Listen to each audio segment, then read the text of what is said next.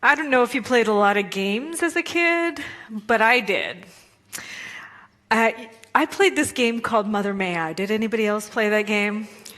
Oh yeah. Well, I actually had to look it up again because I wanted to talk about it.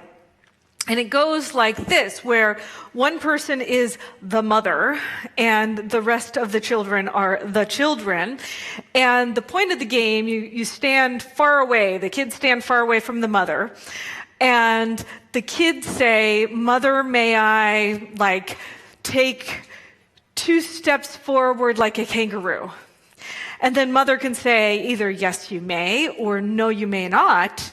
And then mother can also suggest a different way you could take steps forward if you want to. Like, no, you can't take 2 steps forward like a kangaroo, but you can take 4 steps forward like a crab. And then the kids would do that. And the whole point was whoever got first to the mother got to be the mother the next time. And so it was really fun, really silly. And as kids, I think we knew that it was just playing around. But as an adult, I recognized that oftentimes we're stuck in that same loop of asking permission from our parents, our authority figures, society, in order to say, may I do this thing? May I be this thing? May I, whatever it is that your inner soul is seeking? And I have good news for you. The answer is, yes, you may. Yes, you may. So I'd like you to repeat after me. Yes, I may. Yes, I may. Yes, I may. Yes, I may. Yes, I may. Yes, I may. All right. Now you get that into your bones, into your system, into your knowingness, because the truth is that the universe is always saying, yes, I may, yes, you may. Because if whatever you're seeking is for greater expansion, if whatever you're seeking is an inner call, and if what you're seeking harms nobody, then the answer is always yes. And when I think about what has prevented me, if the truth is the answer has always been yes, how come I haven't X, Y, or Z? Right? How come I haven't? And I could think in my head, the society's version of what's right and appropriate. Like, you want to be an artist? No, you can't. You don't make any money as an artist or a musician. You want to sing? You can't sing. You sing off key. You want to have a job, but you don't have a degree? That doesn't work in our world. But the truth is, it does work in our world. I remember that I really wanted to work at Stanford University, and I worked at a staffing agency where Stanford was our client. And I found out that they had much better benefits and better pay than the staffing agency I was working at. So I decided to quit the staffing agency and apply for jobs at Stanford. At the time, I didn't have any degrees. Now, this is an educational institution, and of course, the educational institution has, bachelor's degree in this, master's degree in this, and all of these things. And at first, I was looking at these jobs that I wanted, and I would take myself out. Because I would be like, oh, well, I can do all those things, or I have that experience, or I know how to do all of that. But then it would say this one little criteria, and I'm like, okay, well, I can't do it. And so I wouldn't even apply. And then I went to a class at a Center for Spiritual Living, which happened to be in San Jose, and I learned that it's oftentimes our own restrictions that prevent us from getting that thing that we desire. So I started applying all over Stanford campus, and I interviewed. I got to this final interview for this one position, and I didn't make it. But they interviewed me. And later on, I ended up getting a job at Stanford, but not working for Stanford. I was a temp working at the Stanford Faculty Club. And it was a year later, and this guy who had interviewed me came in to the faculty club, and he says, "Oh, Abigail, you're working at the faculty club, and they have a 5-bedroom hotel here. and I would love to give you a job. And I was like, what? He said, yeah, we're opening up a hotel on campus and we need people with hotel experience. And plus, I saw your other experience on your resume and I really wanted to hire you then, but there was this wonderful woman who had a little bit more experience than you. And so I hired her, but you fit the bill now. And so out of the blue, I got hired. Come to find out, they also had a degree requirement for that job that I got hired for. So what are you doing that's preventing you from your own yes? What kind of thoughts, beliefs, or ways of thinking have you decided that you're not good enough, you're not worthy enough, or you can't have it because somebody else says that it's not possible?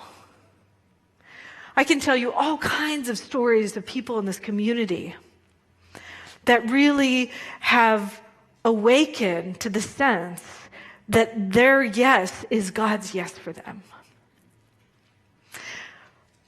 What I want you to recognize is that you are the source. You are the genesis. You're the beginning where all things are possible. There's this wonderful person, Siddhartha Gautama, and he was a prince. He was wealthy. He had lots of money. Lots of money. He had everything he wanted. He could have people serve him the most delicious food. He could have, wealth, glory, whatever he wanted. And yet something within him was lacking. And he couldn't figure out what it was. He was like, God, I have everything and I'm just not, there's something missing here. And so he went off on this epic adventure where he went past the walls of his place that he lived in, and he saw suffering, and he saw sadness, and he saw sickness, and he saw death, which he'd never seen before as a prince holed up in his castle. And he was like, what is the point of this life? Why am I here? What's going on? And so he decided to just sit. And he said, I'm going to sit under this darn tree until I achieve enlightenment. And he sat, and he sat, and he sat. And he sat, and he sat, and he sat, and he sat. A really long time. And as he was contemplating life and purpose, there was something that came over him. And it was like this awareness that he was connected to everything. That he wasn't just a person, that he was part of this grand, beautiful, gorgeous design of life, that it was seeking to express itself through the beauty, through the love that it is, and that he is. And he became awakened to this truth, where that's all he was able to see was that love, was that deep and abiding connection. So they called him the Awakened One. You might know him as the Buddha. But what do we need to do to get to that place? Because I can tell you something, and that's great, but it doesn't mean anything unless you get it on a deep level. See, enlightenment comes when the conditions are right. And enlightenment also comes when we say yes. We have to be willing to be open, to be available. We have to say yes to ourselves, to that inner call, to that stirring. If you don't say yes, it's not going to happen. You have to be open to that higher wisdom to come through you.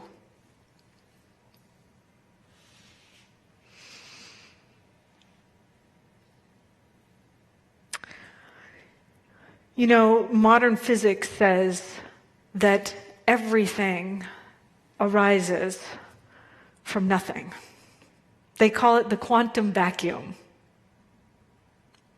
But the nothing isn't a nothing, it's a something. There's something that is interconnected. The nothing is actually something. And so the nothingness from which we came is actually a somethingness from which we arose. And in quantum physics, they know it's all interconnected. That everything is part of this one united field, they call it. And I wonder if I really got that at a deep level, how it would change me. Because I do get it, and I remember it oftentimes, but then I forget.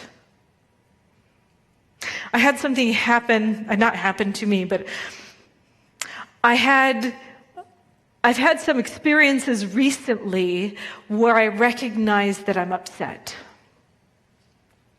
I recognize that I'm upset and I'm feeling victimized. I don't know if anybody's ever felt victimized in their life. Yeah.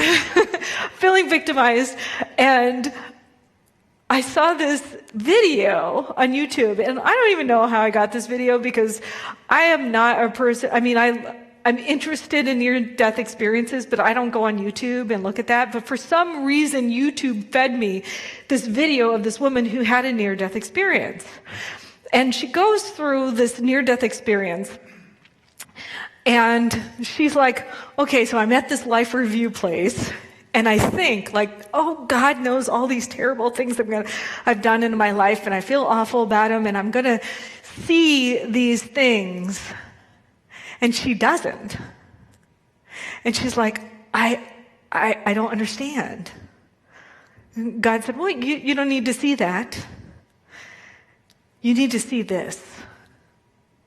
And she saw the fact that she was really hating on some of these people. And she's like, these people, they deserved it. They were not great people in the universe. Not good people in the world. Like, they have done bad things. And yet it was that thing that she was getting this review of. And she saw that every time she said something bad about this person out there, that the energy of that bad and negative thought actually literally went to them and then contributed to them being a harmful person. And so she got this message of, I teach about forgiveness all the time. I teach about it in my classes. Lots of classes we talk about forgiveness, like the power of forgiveness and what we say, well, forgiveness is not about the other person, it's about us. How do we walk through this situation? How do we feel about ourselves after whatever the trauma or something has happened? Can we let it go so we can live a happier life? But in the video, the woman says, well, actually, forgiveness is not only about you, but it's also about the other person. Because you actually free them up to be a better person. And that really hit me this week. It really hit me this week, and I was like, oh, crap. I guess I'm going to have to do my forgiveness work. And I was resisting it. I didn't want to. And that's okay. But I recognized the first thing I had to do was say yes to the possibility. Because I don't want to be a contributor to somebody else's harming other people. And so my own forgiveness could actually release that person and up-level that person in their lives and in my life. Because we're all connected. Now, I got it, but I didn't get it until this week. A few of us take a little while.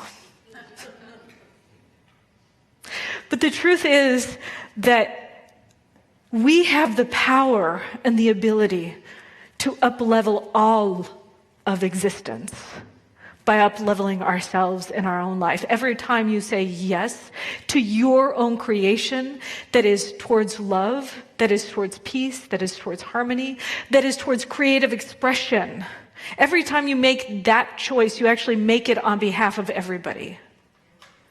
Every time you make that choice, you actually make more love available for the world. Every time you make the choice of peace, even when you don't want to, and you choose to be a stand for peace, you have the ripple effect upon all of consciousness. So I'm wondering if you'd be willing to say yes to yourself and to all of creation. Because you are the source, the genesis of all of creation. So I'd love for you to just close your eyes. We're going to do a little meditation right now. Just close your eyes for a minute. And I'd like you to picture the vastness of the cosmic universe expanding, unfolding in all directions without any boundaries. Imagine stars being born and dying in a constant state of emergence. And see your own consciousness as the space that infinite cosmos arises. Realize that you are the very ground of all that creative energy. You are the place where that springs from. You are the source conscious field that allows all finite things to happen, and that you are ever free, ever infinite. Imagine your consciousness expanding further, transcending the physical universe itself, becoming pure, unmanifest awareness. You are that ultimate, eternal, all-pervading consciousness. Recognize the freedom of your true nature beyond all limitation. And in this spacious, unlimited place, imagine that all things are possible. There are no boundaries for what you can experience or create or become. You have the infinite creative power because you are the infinite source where creation happens. Now call to mind your highest vision, that whisper of your soul's calling, that self unto self. What is the grandest way you feel invited to express your divine essence in this life? Give it space to expand, to be the brightest, boldest vision of possibility. Feel your energy, the joy and the sense of permission inside your heart and inside your soul. Realize that this is not a fantasy, but the universe dreaming its next creation as itself, in and through and as you. You are the infinite source consciousness, making it so. And when you're ready, keeping your eyes closed, raise your hand in a gesture to affirm yes. Yes, I allow myself permission. Yes, I give myself permission to fully live this highest vision. Yes, I recognize that I am one with the infinite self. Yes, I am. I am the yes that I am. And so now I want you to open your eyes, put down your hands, and I want you to look around the room, and I want you to see the yes in each and every person. I want you to affirm your yes. And if you're online, maybe look in a mirror, or if you have somebody with you, look at them. And affirm the yes that you are, and affirm the yes that they are in each other's eyes. And see that yes, feel that yes, and embody that yes. And here we are. Yes. Because I want you to know that was a seed that planted itself. And that seed planted itself, and the best news is that you don't have to figure out how it unfolds. Because the universe is the rich soil of all creation that has everything needed in it for you to have the fullness of yourself manifest, bloom, grow into the fullness of that creation. It's already seeded inside of you, and the universe, this space of creation, this reality that we say, is the place for you to have all the conditions ripe for that to unfold. And so recognize it whenever you see it. Know and affirm it. Say yes to it constantly, daily, and make it welcome.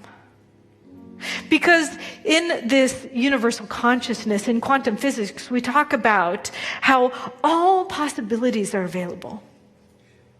That everything is unlimited possibility. All potentiality, all availability, infinite. And by us saying yes to something, it's like it collapses reality into the truth of that. That's what quantum physics says.